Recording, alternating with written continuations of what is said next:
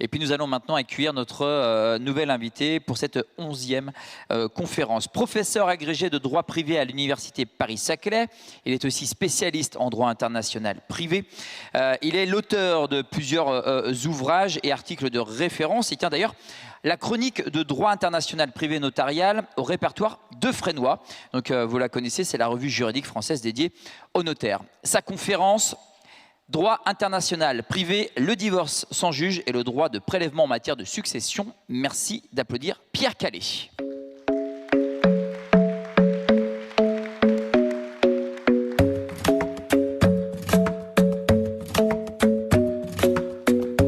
Merci Monsieur Callet d'être avec nous. Le chrono, 45 minutes, comme pour les autres intervenants. La salle est à vous. Merci beaucoup. Donc, vous venez de le rappeler, deux thématiques de droit international privé pour ouvrir ce début d'après-midi. Deux thématiques qui finalement n'ont pas tellement de lien entre elles, si ce n'est peut-être une certaine actualité. On va y venir. Donc une première thématique sur le divorce sans juge et une seconde thématique sur le droit de prélèvement en matière de succession. Bon, comme statistiquement on divorce avant de mourir, je vous propose de démarrer par le divorce sans juge, mais j'aurais pu prendre les deux thèmes dans un sens opposé. Le premier point peut-être qu'il faut signaler, c'est qu'il y a et ça c'est important pour comprendre les problématiques de droit international privé, il y a une grande diversité entre les États dans le monde sur le divorce, les causes de divorce et la procédure de divorce.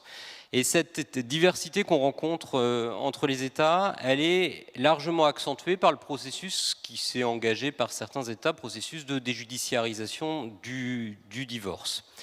Ce processus, il n'est pas propre à la France, hein. On le rencontre dans des États d'Amérique latine, donc au Brésil, en Colombie, au Mexique.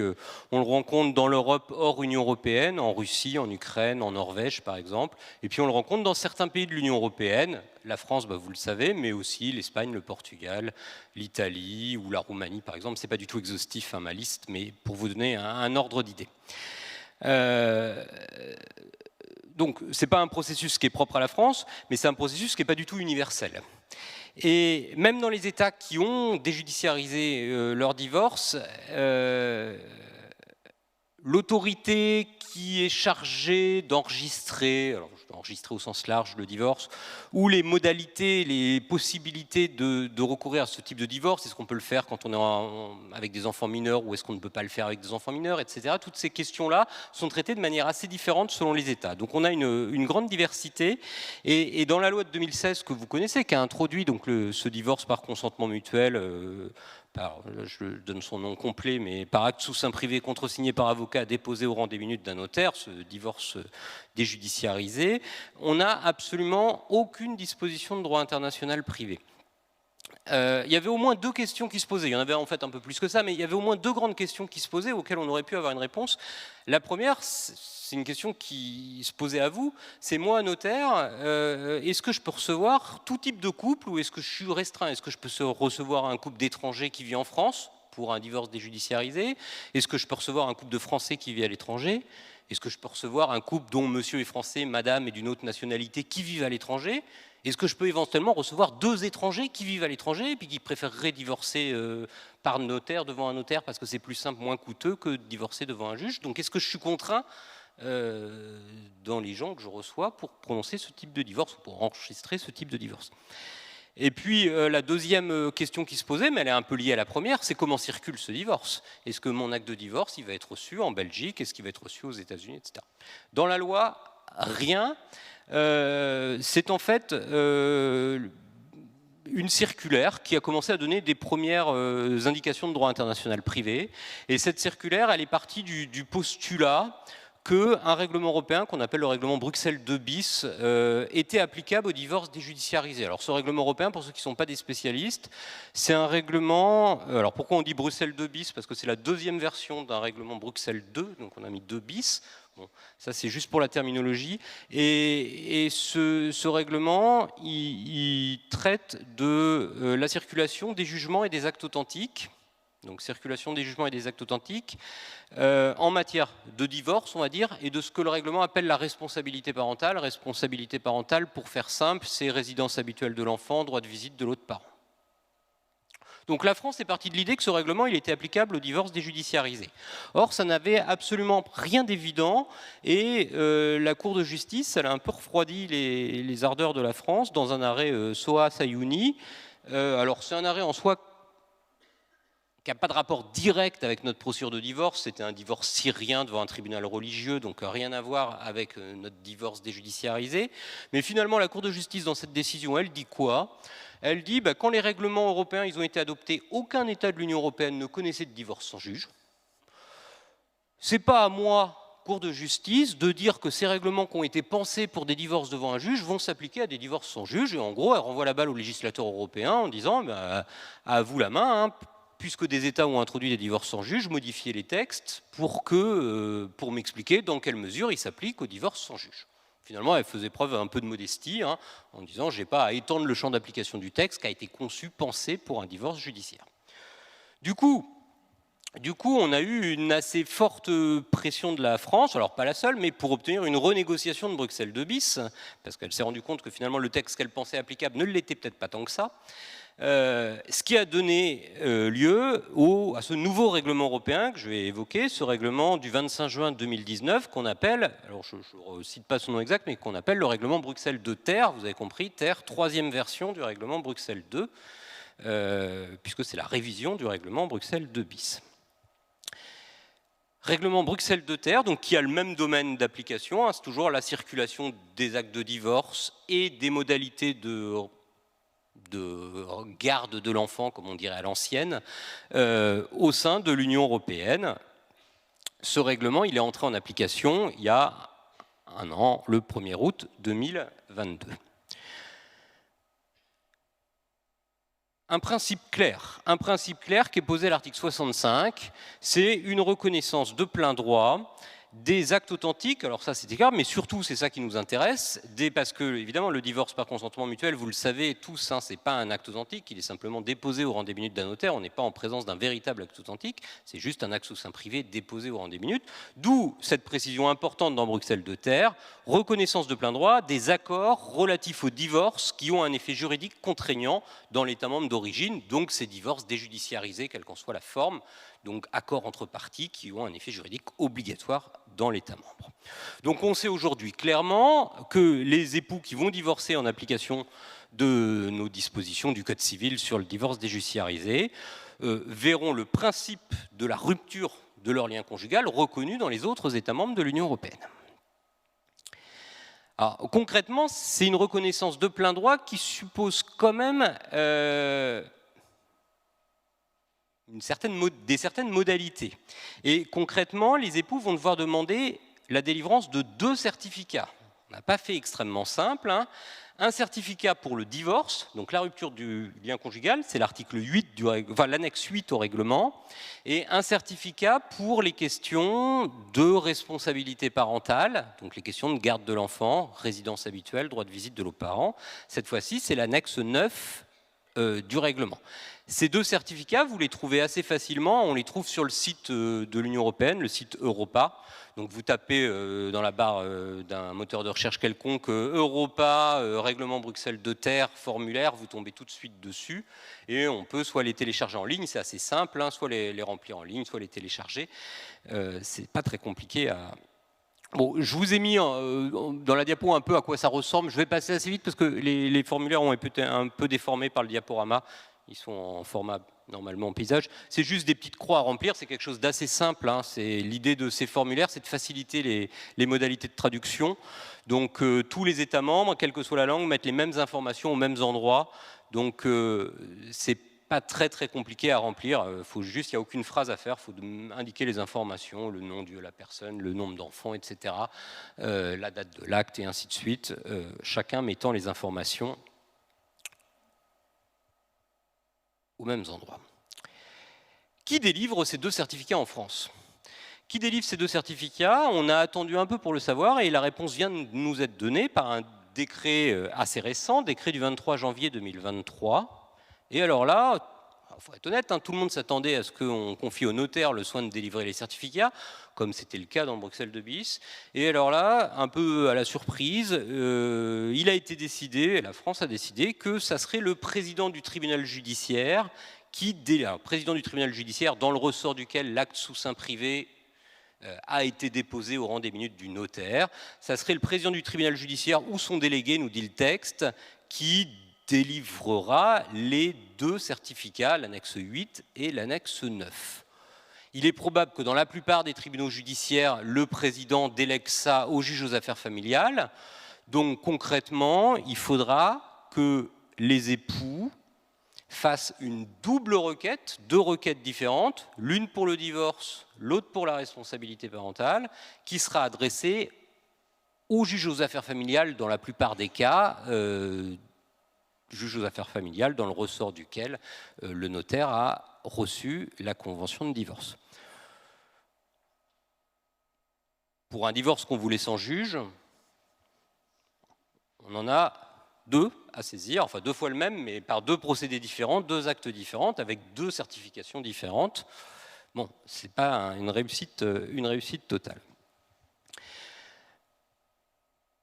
Que vérifie partons du postulat que la plupart des présidents de tribunal judiciaire vont déléguer ça au juge aux affaires familiales. Que vérifie le juge aux affaires familiales ?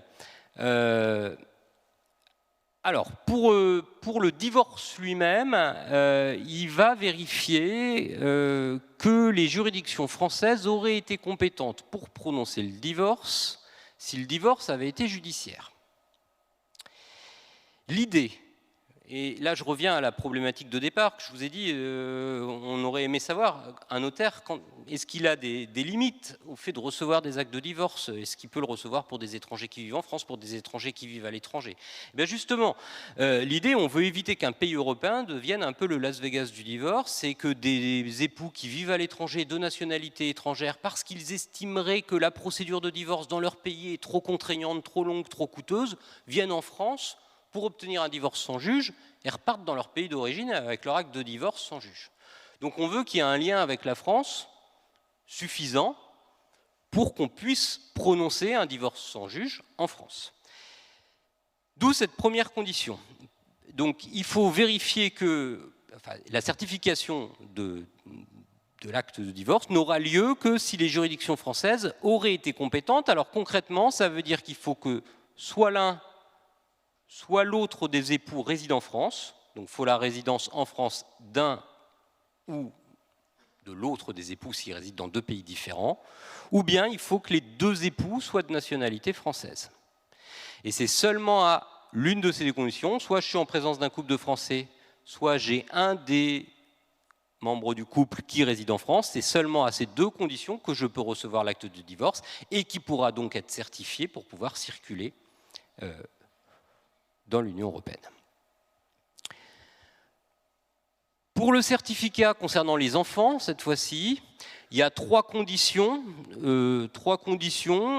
La première, finalement, c'en est une qui n'en est pas vraiment une. C'est la même condition. On nous dit qu'il faut que les juridictions françaises soient compétentes pour statuer sur la responsabilité parentale si la procédure avait été contentieuse. Alors ce n'est pas vraiment une condition parce qu'en fait, dès lors que les juridictions françaises sont compétentes pour statuer sur le divorce, elles sont nécessairement compétentes, si les époux en sont d'accord, pour statuer sur la responsabilité parentale. Donc si vous suivez mon raisonnement, à partir du moment où on est dans une procédure de divorce par consentement mutuel, les époux sont par principe d'accord. Dès lors qu'on a bien vérifié la compétence en matière de divorce, on aura automatiquement la compétence en matière de responsabilité parentale, puisqu'on aura automatiquement l'accord des époux pour que le juge du divorce connaisse des questions de garde d'enfants. Donc cette première condition, ça n'en est pas vraiment une, elle est un peu absorbée par la condition en matière de divorce. Et puis ensuite, on a 2 conditions, il faut que les modalités qui étaient retenues de résidence de l'enfant soient conformes à son intérêt, et que l'enfant, s'il est capable de discernement, ait eu la possibilité d'être entendu. Bon, ça, notre procédure française le prévoit, donc on n'a pas de difficulté particulière sur cette dernière condition.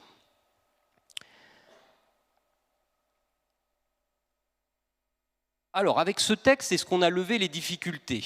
Est-ce qu'on a levé toutes les difficultés? Pas vraiment. Enfin, On a levé partiellement les difficultés, on ne peut pas le nier, mais on n'a pas levé toutes les difficultés. Premièrement, j'y ai insisté, Bruxelles II, c'est, je vous l'ai dit en introduction, c'est d'un côté la rupture du lien matrimonial, donc le principe du divorce, et c'est de l'autre côté ce que l'Union européenne appelle la responsabilité parentale. En France, ça ne nous parle pas beaucoup ce terme-là, mais la résidence de l'enfant et les modalités de droit de visite du parent qui n'aurait pas la résidence habituelle de l'enfant, ou bien la résidence alternée de l'enfant si ça s'y prête, peu importe, les modalités de résidence de l'enfant. C'est uniquement ça. Donc ce n'est pas les stipulations alimentaires. Pour tout ce qui touche aux obligations alimentaires, prestations compensatoires pour un conjoint, ou bien contribution à l'entretien de l'enfant, une pension alimentaire qui pourrait être due par un des parents, pour tout ce qui touche aux obligations alimentaires, est applicable à un autre règlement européen. Je le mentionne juste, le règlement Aliments, un règlement de 2008. Or, ce règlement Aliments, il ne permet la circulation que des jugements ou des actes authentiques. Jugements ou actes authentiques. Or, vous le savez tous, le divorce par consentement mutuel déjudiciarisé, il ne donne lieu ni à un jugement, évidemment c'est le but, il n'y a pas de juge, mais il ne donne pas davantage lieu à un acte authentique, on a un simple dépôt au rang des minutes. Ça signifie que ce divorce-là ne pourra pas circuler dans l'Union européenne pour tout ce qui touche aux obligations alimentaires. Donc, dès qu'il y a des obligations alimentaires susceptibles d'avoir besoin d'être reconnues dans un autre pays de l'Union européenne, il faut absolument inclure ces obligations alimentaires dans un acte parallèle qui sera un acte authentique. Il faut dresser un acte authentique parallèlement à la convention de divorce qui reprend les obligations alimentaires qui ont été convenues, acte authentique qui, lui, pourra circuler par le biais du règlement Bruxelles II. Par le biais du règlement Aliments, excusez-moi. Et puis, deuxième limite, on parle bien de règlement européen qui facilite la circulation aujourd'hui de ces divorces déjudiciarisés dans l'Union européenne. Donc évidemment, on n'a absolument rien sur la circulation de ces actes de divorce hors Union européenne, on pense notamment au Royaume-Uni ou aux pays du Maghreb. Tout dépendra de la façon dont ces États reçoivent nos conventions de divorce. Est-ce qu'un officier d'état civil tunisien, marocain, acceptera d'inscrire en marge d'un acte de mariage ou d'un acte de naissance tenu sur leur registre une convention de divorce qui aurait été reçue en France selon les modalités du divorce déjudiciarisé? On a pour l'instant juste quelques décisions de première instance, mais ça se limite à ça. Pour l'instant, la Tunisie a plutôt l'air de dire oui, le Maroc, l'Algérie ont plutôt l'air de dire non. On voit bien que selon les États, la convention de divorce pourra être reçue ou ne pourra pas être reçue. Ça signifie que si votre convention de divorce elle a vocation à être reçue hors Union européenne, et si elle a besoin de circuler hors Union européenne, parce que les époux sont d'une nationalité hors Union européenne, il faut mieux leur conseiller un autre type de divorce qui donne lieu à la fin à un jugement, parce qu'on a des règles très claires sur la circulation des jugements d'un État à un autre, règles qu'on n'a pas pour la circulation de ces conventions de divorce qui ne sont ni des jugements ni des actes authentiques. Et donc il faut mieux leur conseiller d'avoir recours à, par exemple, un divorce sur demande acceptée ou une autre forme de divorce que connaît le droit français, certes plus contraignante, plus longue, mais qui permettra au moins de circuler facilement dans leur pays d'origine, s'ils en ont le besoin, évidemment. Là, après, ça dépend des hypothèses d'espèce. Voilà pour cette première question que je voulais aborder avec vous. Ça m'amène du coup à la seconde question. Alors, rien à voir, on passe du divorce aux successions. Seconde question sur le droit de prélèvement en matière de succession.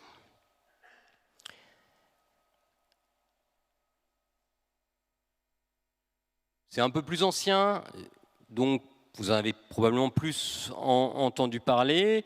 Ce droit de prélèvement, il a été introduit dans le Code civil à l'article 913 alinéa 3. 913 alinéa 3 qui est issu de la loi du 24 août 2011, loi qui avait l'ambition, c'était le titre de la loi, de protéger les valeurs de la République.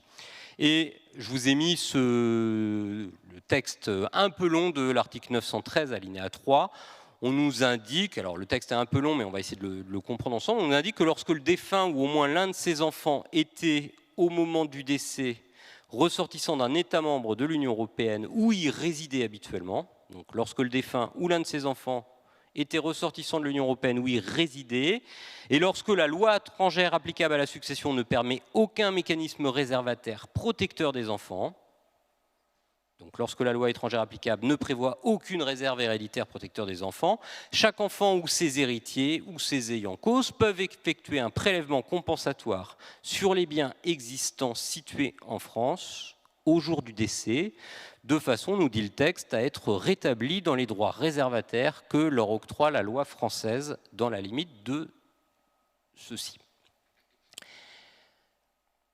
Ce texte est entré en vigueur le 1er novembre 2021 et il avait un objectif très clair affiché par la loi. Alors là, c'était dit très clairement dans d'abord tous les débats parlementaires et puis clairement dans les motifs de la loi. L'objectif, c'était de protéger les femmes contre les lois successorales discriminatoires. Et ces lois successorales discriminatoires, c'est les lois de la plupart des pays musulmans qui connaissent la règle qu'on appelle la règle de la tafadol, où la femme a des droits successoraux de moitié par rapport aux garçons. Donc, protéger les femmes contre ces lois successorales qui seraient discriminatoires à raison du sexe. Et pour ce faire, donc, on introduit un droit de prélèvement sur les biens situés en France lorsque la loi étrangère qui est applicable ne connaît pas de mécanisme de réserve au profit des enfants.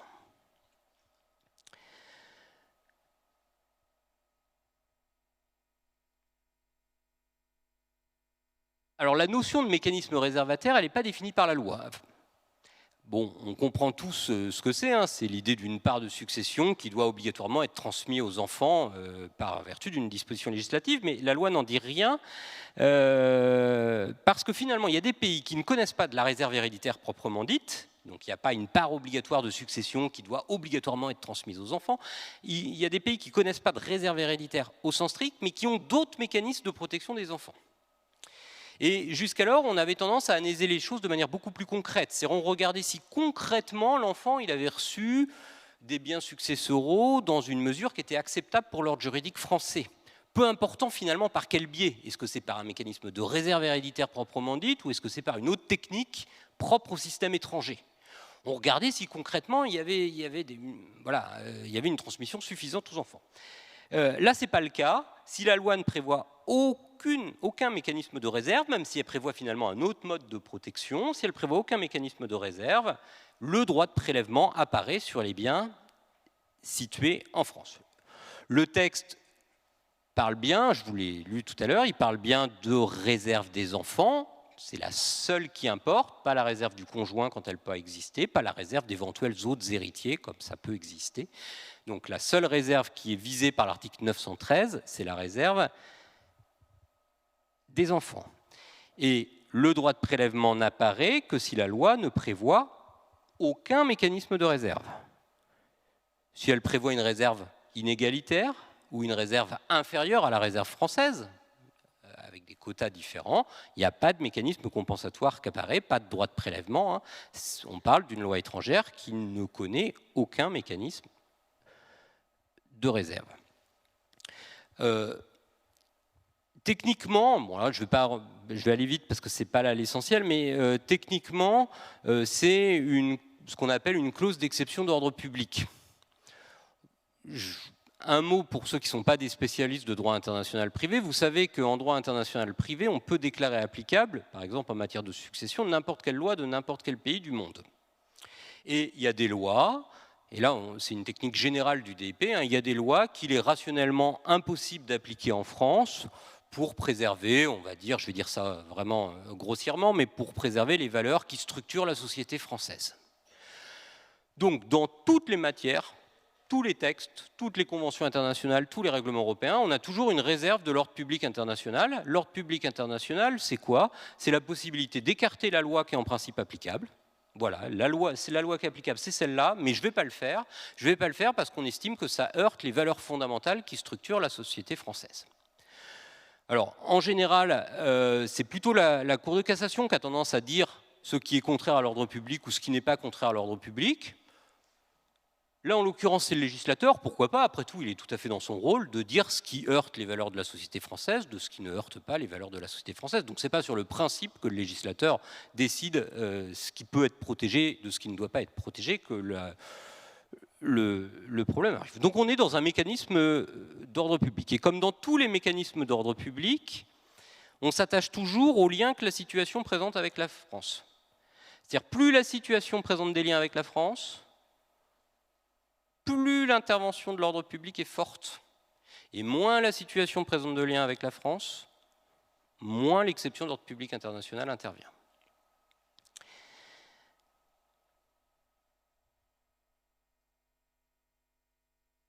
Or ici justement, les liens avec la France, ils sont extrêmement faibles, voire quasi inexistants. Le texte nous dit quoi? Il nous dit il faut que le défunt ou l'un de ses enfants soit est le national, le ressortissant d'un État de l'Union européenne, soit réside dans un État de l'Union européenne. Donc si je vous prends un exemple, et vous allez voir que le lien avec la France peut être pour le coup très faible, si je vous prends un exemple, vous imaginez un défunt de nationalité américaine qui vit en Californie, il a 3 enfants, 2 enfants qui sont américains, enfin tous les 3 enfants sont américains, tout le monde est de nationalité américaine, 2 enfants qui vivent en Californie et un 3e enfant qui vit en Roumanie. Donc là pour l'instant le lien avec la France il n'est pas très marqué, hein, on est d'accord. Eh bien j'ai un enfant qui réside dans l'Union européenne, en Roumanie. Donc les 3 enfants vont pouvoir bénéficier du droit de prélèvement, les 3 enfants, y compris les 2 enfants qui résident aux États-Unis, à raison de la résidence dans l'Union européenne, mais en l'occurrence en Roumanie, d'un seul enfant. Le lien avec la France, il tient à quoi? Il tient au fait qu'il y a forcément un bien situé en France, parce que sinon, pour qu'on puisse prélever quelque chose, il faut qu'il y ait des biens en France. S'il n'y a pas de biens sur le sol français, il n'y a rien à prélever. Donc il y a au moins un bien situé sur le sol français. Mais le lien avec la France, il ne tient qu'à ça. Un bien situé sur le sol en France, et après, c'est éventuellement des liens avec l'Union européenne. En l'occurrence, j'ai un enfant qui réside dans un autre État de l'Union européenne.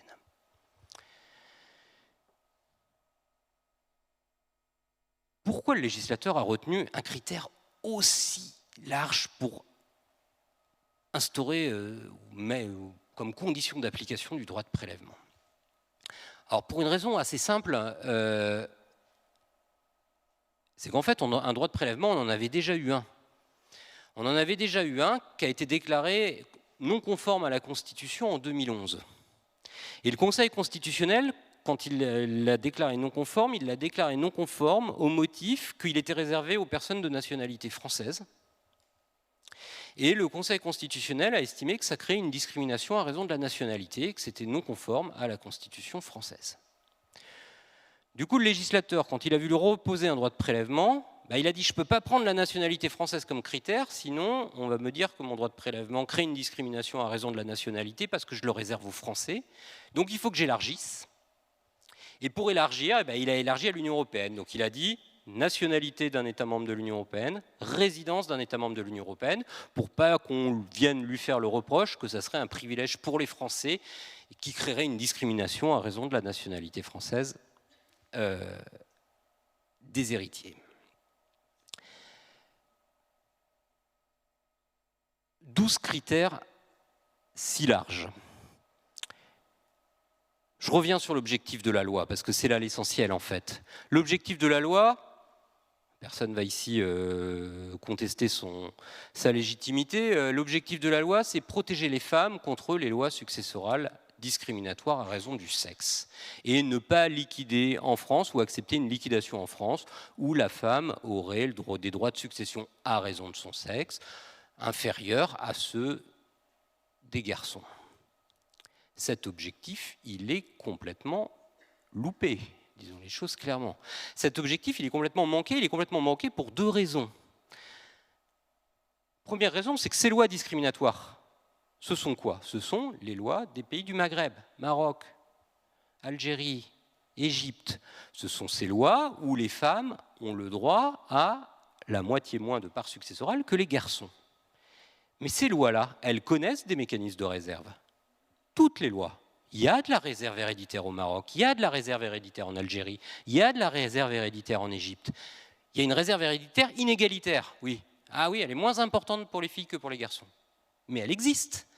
Quand on reprend le texte, on nous dit si la loi ne connaît pas de mécanisme de réserve héréditaire. Et ces lois-là, elles ne sont pas incluses dans le mécanisme compensatoire, elles connaissent des mécanismes de réserve héréditaire.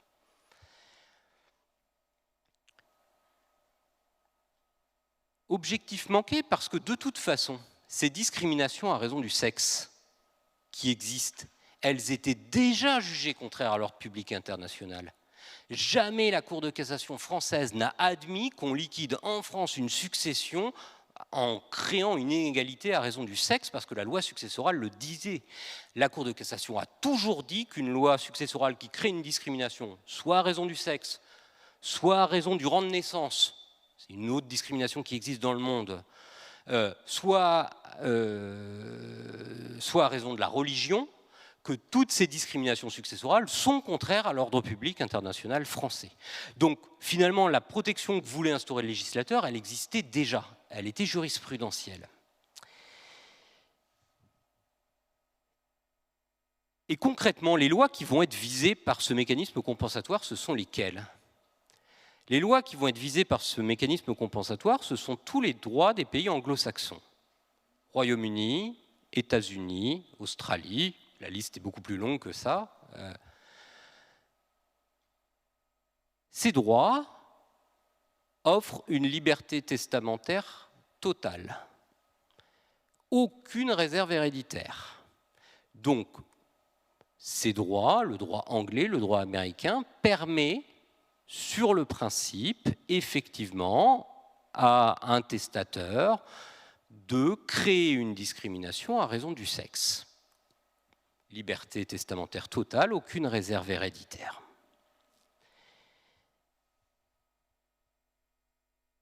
Mais personne n'a jamais soutenu qu'il est dans la tradition des Anglais ou des Américains ou des Australiens de créer par principe des discriminations à raison du sexe. C'est d'ailleurs pas ce que la loi prévoit. La loi, elle offre juste une liberté totale pour la transmission de ces biens. Donc, elle permet effectivement de créer potentiellement une discrimination à raison du sexe. Mais la loi ne prévoit pas en soi une discrimination à raison du sexe. En revanche, il n'est pas dans la tradition des Anglais ou des Américains de prévoir par principe des discriminations à raison du sexe. Et c'est bien ces lois-là qui vont être visées. C'est bien ces lois-là qui vont être visées, celles qui ne connaissent aucun mécanisme de réserve héréditaire et qui peuvent effectivement générer des discriminations entre les enfants, à raison du sexe ou d'un autre critère d'ailleurs, selon la volonté des parents.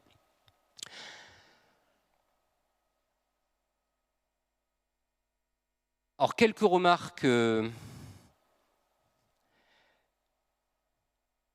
Première remarque, c'est que ce droit de prélèvement, il existe. Ce droit de prélèvement, il peut venir remettre en cause un certain nombre d'anticipations successorales que vous aviez reçues avant la loi de 2011. Des Anglais qui auraient effectivement fait un choix de loi successorale, anticipé le règlement de la succession, peuvent voir leur projection successorale, ce qu'on appelle l'estate planning, peuvent voir leur projection successorale partiellement remise en cause par rapport à ce nouveau droit de prélèvement. Donc à votre stade, il faut peut-être réfléchir dans votre clientèle à ceux qui auraient pu prévoir une disposition d'anticipation successorale quelconque qui pourrait potentiellement être remise en cause par ce nouveau droit de prélèvement et éventuellement repenser l'anticipation successorale qui avait été envisagée par vos clients. Deuxième remarque, on s'est interrogé, où la question revient parfois de savoir s'il serait possible de faire une renonciation anticipée à l'action en réduction pour finalement neutraliser le droit de prélèvement. Alors j'ai mis sur le diaporama, c'est difficile à envisager. En vérité, c'est pas que c'est difficile à envisager, c'est radicalement impossible à faire. Pourquoi c'est impossible? Parce que pour envisager une renonciation anticipée à l'action en réduction, il faut que la loi successorale le prévoie. Il faut que la loi applicable à la succession permette une renonciation anticipée à l'action en réduction. Or, par principe, si on parle de droit de prélèvement, c'est que la loi successorale qui est applicable, c'est une loi successorale qui ne connaît pas la réserve héréditaire. Sinon, il n'y a pas de droit de prélèvement qui apparaît. Il faut que ce soit une loi successorale qui ne connaisse aucun mécanisme de réserve héréditaire. Et si la loi successorale ne connaît aucun mécanisme de réserve héréditaire, eh bien évidemment, elle ne connaîtra pas de mécanisme de renonciation anticipée à l'action en réduction, parce que d'action en réduction, évidemment, il n'y en aura pas, puisqu'il n'y a pas de réserve. Donc, c'est une idée qui, sur le principe, pourrait être envisagée si la loi successorale était une loi comme la loi française, mais ça ne pourra jamais être la loi française, sinon la question du droit de prélèvement ne se pose pas. Donc il n'y a rien à attendre d'une éventuelle renonciation anticipée à l'action en réduction.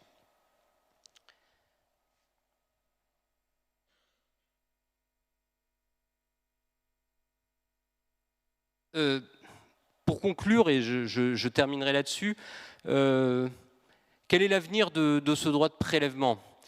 L'avenir, il est assez incertain. Il est assez incertain. Alors, est-ce qu'il y a un risque d'inconstitutionnalité? Je l'ai évoqué un petit peu. Non. A priori, non. Justement, je vous l'ai dit tout à l'heure, le législateur, il a pris un critère, justement, il s'est détaché de la nationalité française pour ne pas retomber dans ce qui lui avait valu la condamnation du Conseil constitutionnel en 2011. Donc, il a fait en sorte de ne pas prendre comme critère la nationalité française ou la résidence en France du défunt. Il a élargi ça, il a dit ce qui génère le droit de prélèvement, c'est la nationalité européenne ou la résidence dans l'Union européenne du défunt ou d'un de ses enfants. Donc avec ce critère large, normalement, le Conseil constitutionnel devrait considérer qu'il n'y a pas de privilège à la nationalité française et donc il n'y a pas de raison que ce texte soit déclaré inconstitutionnel. Est-ce qu'il y a un risque qui soit contraire au règlement européen sur les successions? Alors là, déjà, beaucoup plus. Beaucoup plus. Il y a actuellement, je crois, déjà 45 plaintes qui ont été remontées à la Commission européenne. Et la Commission européenne, je ne trahis pas un grand secret, menace d'introduire un recours en manquement contre la France pour violation du règlement européen sur les successions. Ce n'est pas parce que la Commission européenne introduit un recours en manquement qu'elle a raison. Elle estime que libre à la Cour de justice de lui donner tort et de dire non, il n'y a pas violation du règlement européen. Donc ce n'est pas parce qu'il y aurait un recours en manquement que forcément la France serait condamnée et que le texte serait jugé contraire au règlement européen. Le règlement européen sur les successions, il réserve l'ordre public international. Donc il réserve la possibilité pour un État d'écarter une loi étrangère qu'on jugerait contraire aux valeurs essentielles qui structurent la société française. Donc ce n'est pas le principe d'avoir un article dans le Code civil qui nous dit « ça c'est contraire aux valeurs de la République française » qui est un problème. C'est le critère qu'on a retenu. C'est le critère qu'on a retenu, c'est-à-dire, et c'est là où le législateur était quand même relativement coincé entre le Conseil constitutionnel d'un côté et les exigences européennes de l'autre. Le critère qu'on a retenu, c'est-à-dire la résidence dans l'Union européenne ou la résidence ou la nationalité du défunt ou d'un héritier dans l'Union européenne. Il va falloir, et je reprends mon exemple de tout à l'heure, il va falloir que la France arrive à convaincre la Cour de justice que lorsque papa est américain, vit en Californie, que les 3 enfants sont américains, que 2 de ses enfants vivent en Californie et que le 3e vit en Roumanie, liquider une succession sans réserve héréditaire, c'est une violation des principes qui structurent la société française. Vu le lien qu'il y a avec la France, pas certain que ça convainque la Cour de justice, donc il y a un vrai risque que la Cour de justice estime que la France est allée au-delà de sa marge d'appréciation. Elle avait le droit de dire oui, c'est contraire, oui, il y a des choses qui sont contraires à l'ordre public international, mais il faut que les liens avec la France soient un peu plus forts. Toute la difficulté, c'est que si elle avait des liens avec la France trop forts, elle retombait sous la sanction du Conseil constitutionnel qui disait c'est un privilège à raison de la nationalité. Donc le compromis n'était pas facile, je vous l'accorde. Donc un risque de contrariété au règlement, possible. Personne ne peut en être certain, comme toute décision de justice, voilà, mais possible. La voie de sortie, et pour l'instant c'est la voie de sortie, si j'ai bien compris, qu'attend la Commission européenne. La Commission européenne, pour l'instant, n'introduit pas de recours en manquement parce qu'il y a un projet de code de droit international privé en France et elle attend de voir la suite qui sera donnée au projet de code. Elle évite, d'une manière générale, la Commission européenne d'introduire trop de recours en manquement contre les États. Voilà, il y a une phase de négociation qui s'opère en amont et si on peut trouver un moyen de sortie sans qu'il y ait un recours en manquement et une condamnation des États, c'est mieux pour tout le monde. Pour l'instant, on est un peu dans cette phase-là. La France a répondu, mais vous inquiétez pas, on a un projet de code de droit international privé qui devrait voir le jour. Et effectivement, le projet de code, il abroge l'article 913 et il le remplace par une règle beaucoup plus claire, cette fois-ci qui ne loupe pas son objectif. Alors il dit quoi? Finalement, il dit qu'une loi successorale discriminatoire à raison du sexe, c'est contraire à l'ordre public international français. Quelque chose de beaucoup plus simple, où on vise clairement ce qu'on veut viser, ce n'est pas les droits anglais qu'on veut viser, ni le droit américain. Ce qu'on veut viser, c'est ces droits qui donnent moins de part aux femmes qu'aux hommes. Ce n'est pas ce que vise l'article 913. Donc il le dit très clairement. À partir de là, ces liens de rattachement avec la France, voilà, qu'il faudra discuter, mais si cet article voit le jour, si ce projet de code voit le jour, il viendra remplacer l'article 913, et à partir de là, normalement, on sera à la fois en conformité avec les exigences constitutionnelles, avec les exigences de la Cour de justice.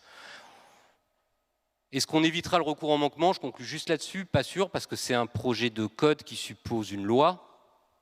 Je ne sais pas si j'ai besoin d'aller beaucoup plus loin. Pour passer une loi, il faut trouver déjà un créneau et une majorité. Donc voilà, ce n'est pas certain qu'il y ait si facilement que ça la possibilité de passer dans les semaines à venir ce projet de code de droit international privé. Le garde des Sceaux l'a annoncé comme un de ses objectifs, mais bon, on n'atteint pas toujours tous ces objectifs, donc voilà. Il n'y a que l'avenir qui nous le dira. Voilà, j'en ai terminé pour ces deux questions, celle sur le divorce sans juge et celle sur le droit de prélèvement. Et donc je crois qu'il y a un temps de questions qui est réservé à cette fin. Je vous remercie beaucoup. Et merci beaucoup. Merci pour cette présentation. Eh bien, je vous propose de passer aux questions du public. Est-ce qu'on a tout d'abord des questions dans la salle? S'il vous plaît, n'hésitez pas, levez la main. On a eu des questions en ligne et par SMS. La première est toute simple. Le petit enfant venant en représentation peut-il avoir un droit de prélèvement?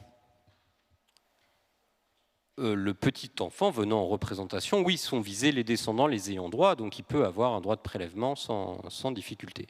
Mais il faut que pour que le droit de prélèvement naisse, il faut quand même qu'il y ait un des enfants qui réside dans l'Union européenne ou qui soit le national de l'Union européenne, et après il pourra bénéficier.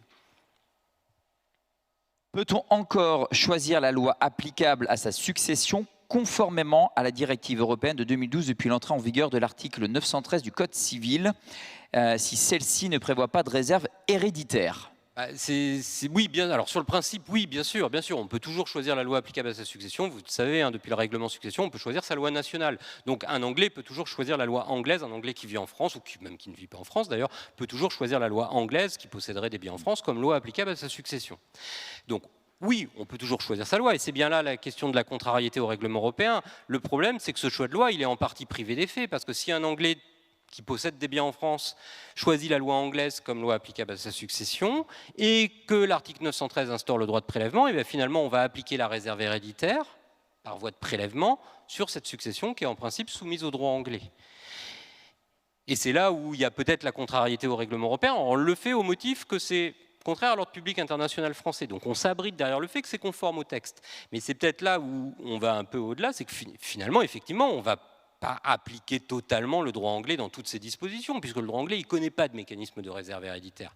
Et c'est l'argument de ceux qui disent que c'est contraire au règlement européen. Et ça sera la raison du recours en manquement, en estimant que la France est allée au-delà de sa marge d'appréciation, parce que ce qu'elle appelle exception d'ordre public international, ça va bien au-delà de ce qui sert à protéger les valeurs de la société française. Et voilà. Est-ce que vous avez une question dans la salle? N'hésitez pas. Il me reste une question qui a été posée en ligne. Elle est assez longue. Hein. On peut l'afficher, s'il vous plaît, cette question. Donc, divorce et DIP. Dans le cadre du divorce déjudiciarisé vis-à-vis du règlement aliment, pour permettre la reconnaissance au sein des pays membres de l'UE des modalités arrêtées de la responsabilité parentale, suffit-il d'insérer dans l'acte authentique état liquidatif partage les modalités de cette responsabilité parentale qui finalement reprendrait simplement les termes du projet de convention de divorce, ou un acte authentique séparé doit-il être établi sur ce point? Non, je crois